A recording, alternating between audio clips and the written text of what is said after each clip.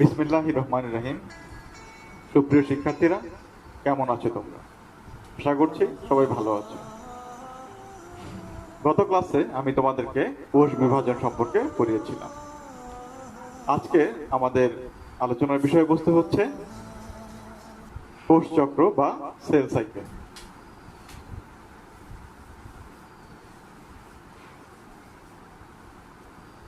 দেখো,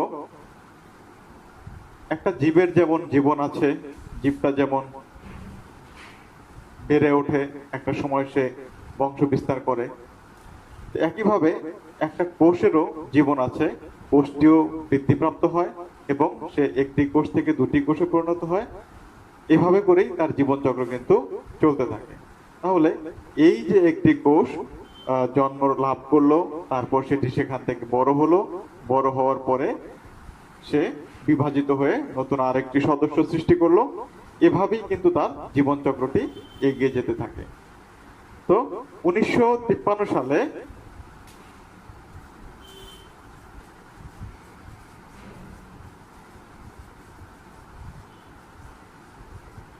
হাওয়ার্ড ও পেল্ক নামের দুজন বিজ্ঞানী কোষচক্র আবিষ্কার করেন।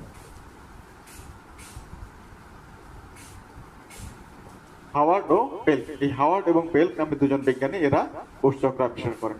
অর্থাৎ কোষের যে বৃদ্ধিপ্রাপ্ত হয় এবং বৃদ্ধিপ্রাপ্ত হওয়ার পর সে যে বিভাজিত হয়, এই বিষয়টি হচ্ছে কোষচক্র বা সেল সাইকেল। তো সেটি কিভাবে হয় আমরা এসব জেনে নিই।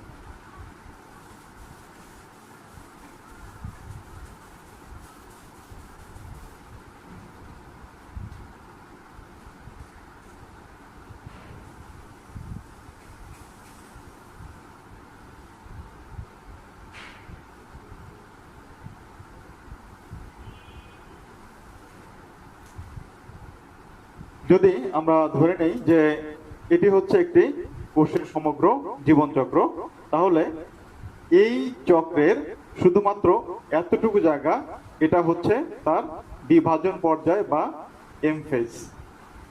এটি হচ্ছে এতটুকু জায়গা হচ্ছে বিভাজন পর্যায় বা এম ফেজ।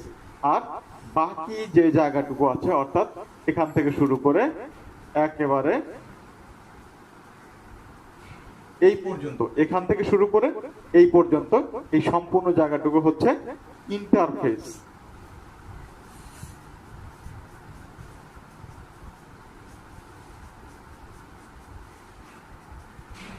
তাহলে কি আমরা দেখতে পাচ্ছি যে সম্পূর্ণ কোষচক্রটি দুটি পর্যায়ে আমরা ভাগ করতে পারি। একটি হচ্ছে এম ফেজ আর একটি হচ্ছে ইন্টারফেজ।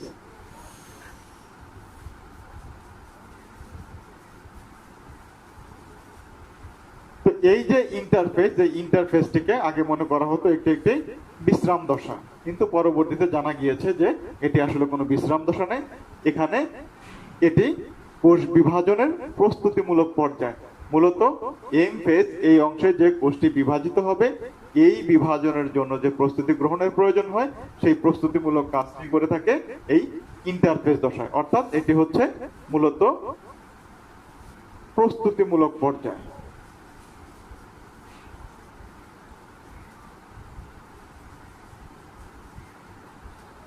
এটি হচ্ছে প্রস্তুতিমূলক পর্যায়। আর আরেকটা যেটি, সেটা হচ্ছে এম ফেজ। এই এম ফেজটি হচ্ছে বিভাজন পর্যায়। এই যে এম ফেজ বা বিভাজন পর্যায়, এটিকে দুটি ভাগে ভাগ করে আলোচনা করা হয়। এর মধ্যে একটি ভাগ হচ্ছে ক্যারিওকাইনেসিস। ক্যারিওকাইনেসিস অর্থাৎ যে ভাগে নিউক্লিয়াসের বিভাজন হয়ে থাকে। আর একটি ভাগ হচ্ছে সাইটোকাইনেসিস, অর্থাৎ এখানে সাইটোপ্লাজমের বিভাজন হয়ে থাকে। তো ক্যারিওকাইনেসিস যেটা, সেই ক্যারিওকাইনেসিসটা আবার আরো কয়েকটি ভাগে ভাগ করা হয়। এটি হচ্ছে প্রোফেজ, প্রোমেটাফেজ,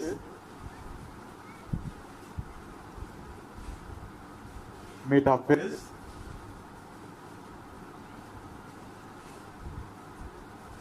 অ্যানাফেজ এবং 5 নম্বরে টেলোফেজ। অর্থাৎ এই 5টি ভাগে ভাগ করা হয় ক্যারিওকাইনেসিস। আর এই ক্যারিওকাইনেসিস সম্পন্ন হওয়ার পরে সাইটোকাইনেসিস অর্থাৎ সাইটোপ্লাজমের বিভাজন হলে এম ফেজটি সম্পন্ন হয়। তাহলে ইন্টারফেজ এটাকে কিভাবে ভাগ করা যায়? ইন্টারফেজ দশা যেটাকে আমরা বলেছি সেটি হচ্ছে কোষ বিভাজনের প্রস্তুতিমূলক পর্যায়।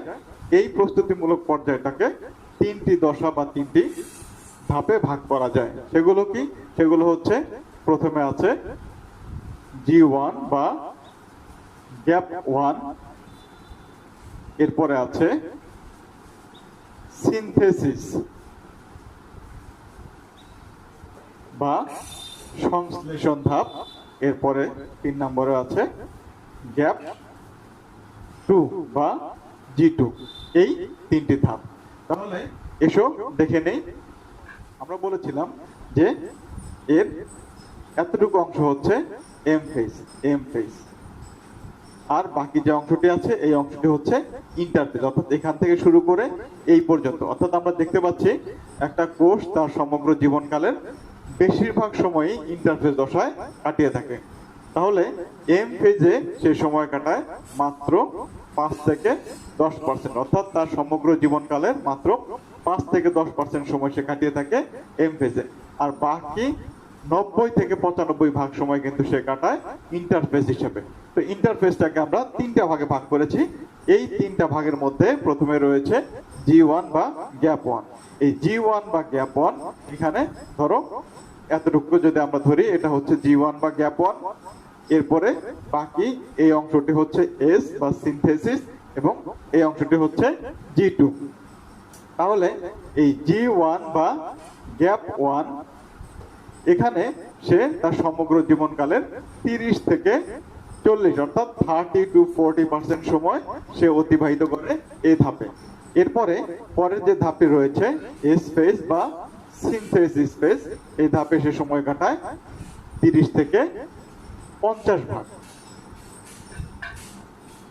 পরে রইল G2 বা গ্যাপ 2। এই G2 বা গ্যাপ 2 তে সে সময় কাটায় 10 থেকে 20 ভাগ, অর্থাৎ সমগ্র জীবনের 10 থেকে 20 ভাগ সময় সে অতিবাহিত করে এই G2 পর্যায়ে। তাহলে এই যে পর্যায়গুলো আছে, এই পর্যায়গুলোতে আসলে কি কাজ হয়?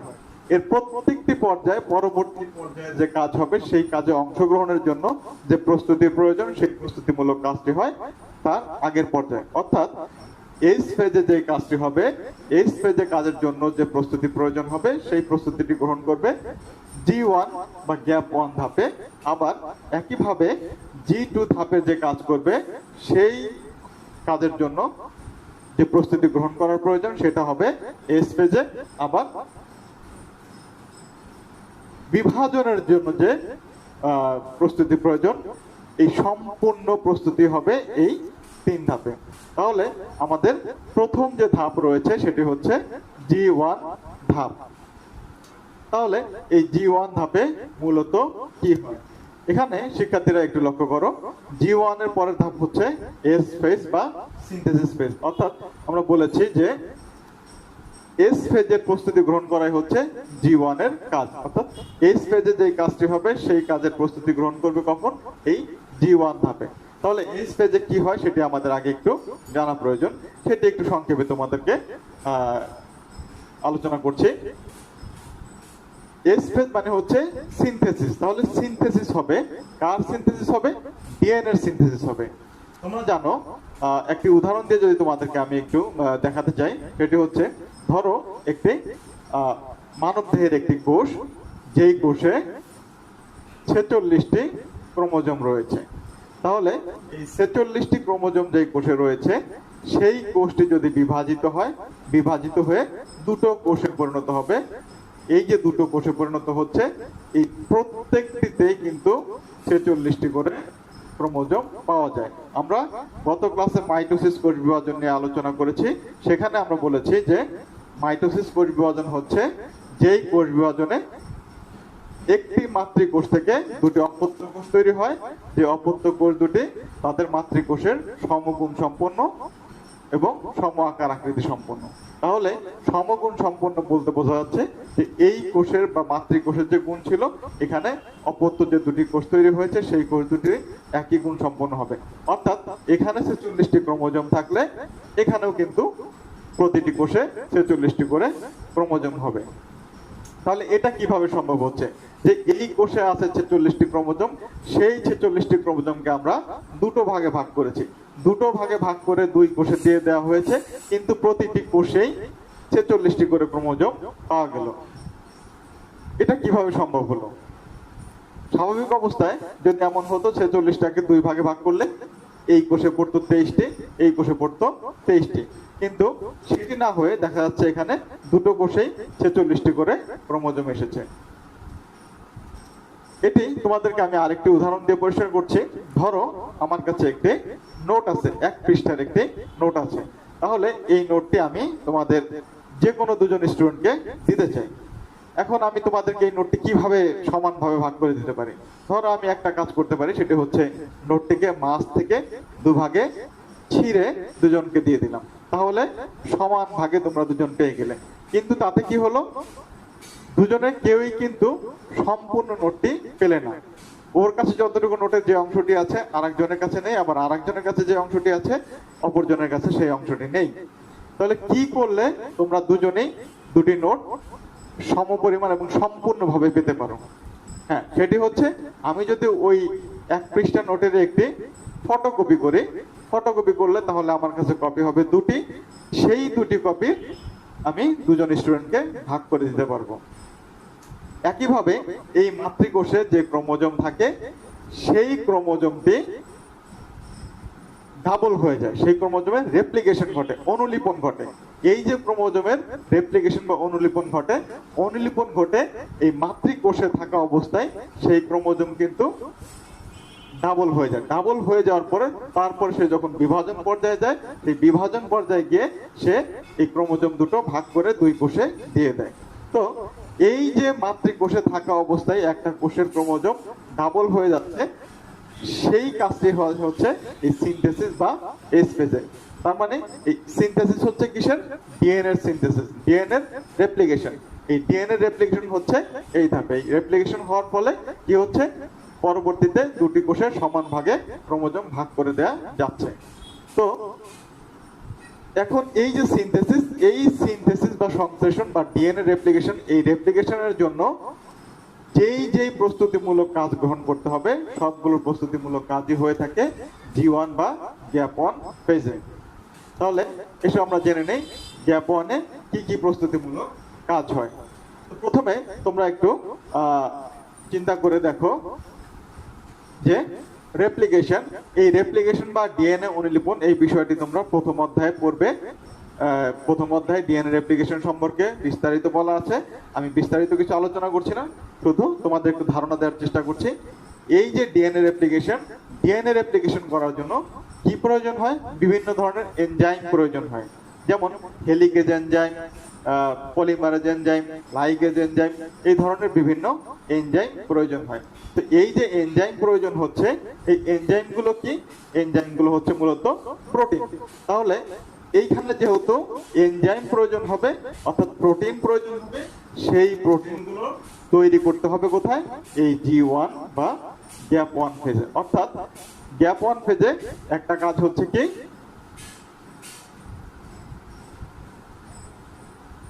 প্রোটিন সিনথেসিস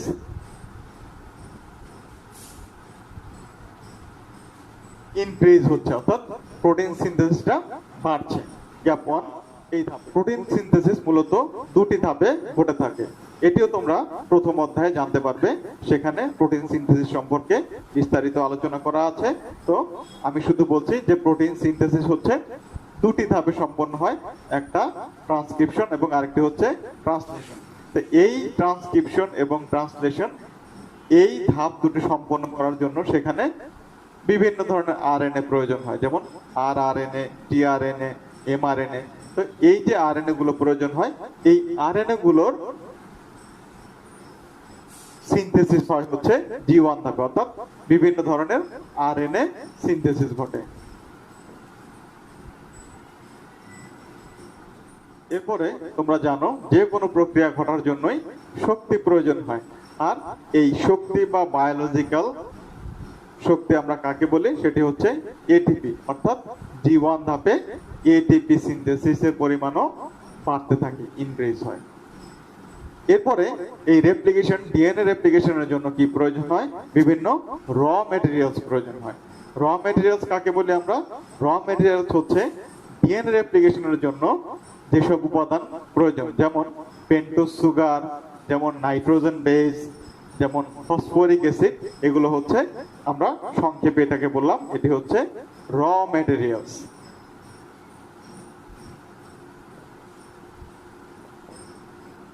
তো জি1 ধাপে এই যে কাজগুলো চলে, এই কাজগুলো চলে, অর্থাৎ জি1 যে ধাপ, সেই ধাপের মধ্যে দেখা যাচ্ছে যে একটা কোষের মধ্যে আরএনএর পরিমাণ বাড়ছে, প্রোটিনের পরিমাণ বাড়ছে, র ম্যাটেরিয়ালস এর পরিমাণ বাড়ছে।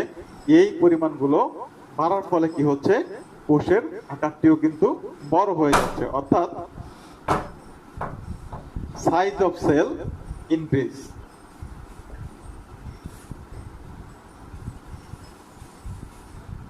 তাহলে আমরা দেখতে পাচ্ছি কি যে জি1 ধাপে কি হচ্ছে, এস ফেজের জন্য যেই কাজগুলো প্রয়োজনীয় বা যে প্রস্তুতি গ্রহণ করা প্রয়োজন, সেই প্রস্তুতিমূলক কাজগুলো হচ্ছে, তার মধ্যে একটি কাজ হচ্ছে প্রোটিন সিনথেসিস, প্রোটিনের পরিমাণ বাড়ছে। এরপরে যেহেতু রেপ্লিকেশনের জন্য বিভিন্ন ধরনের আরএনএ প্রয়োজন হয়, সেই আরএনএ সিনথেসিসটাও বাড়ছে জি1 ধাপে। এরপরে এই বিক্রিয়াগুলো চালানোর জন্য এটিপি প্রয়োজন হয়, সেই এটিপি সিনথেসিসও জি1 ধাপে বাড়ছে।